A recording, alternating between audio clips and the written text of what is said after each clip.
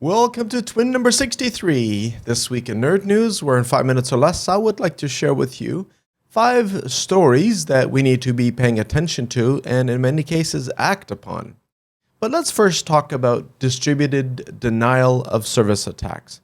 Now, such events are the most difficult to defend against because scores of computers, of phones, of IoT devices, which are all under the control of an attacker, can band together to form a coordinated attack on an intended victim website or a service.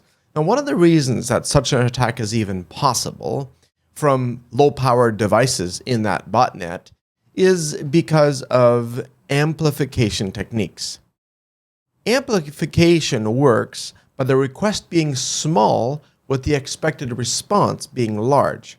It's like when my sons ask me to read another book. A small request, a big task.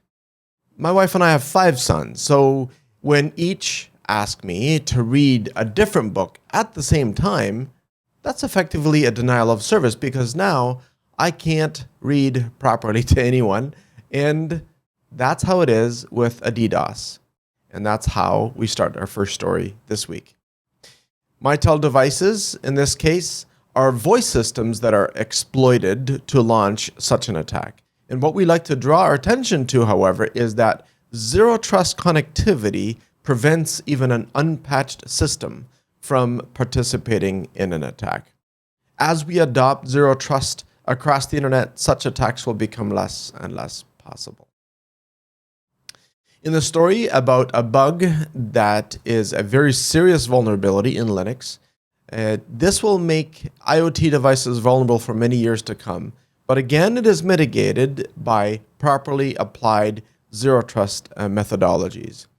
Now, systems have to be updated, of course, but many Linux-powered devices will simply never get an update from a vendor.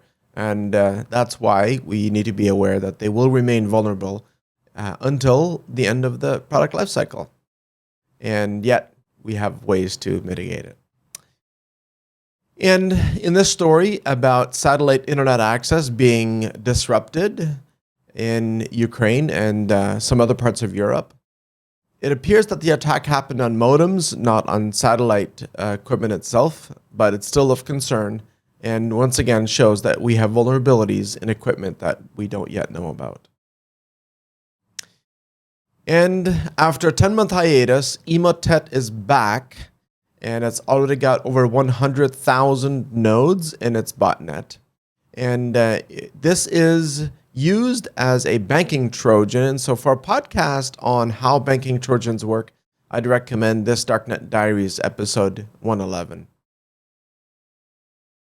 And in our last story, we have popular software package managers that have security flaws. And this is of real concern to us because this now has reached a normalization level of supply chain attacks. Because this is not a direct attack, but takes advantage of the trust that software developers have and have to have with packages that they rely on. So we just have to be all the more vigilant and careful as each day progresses.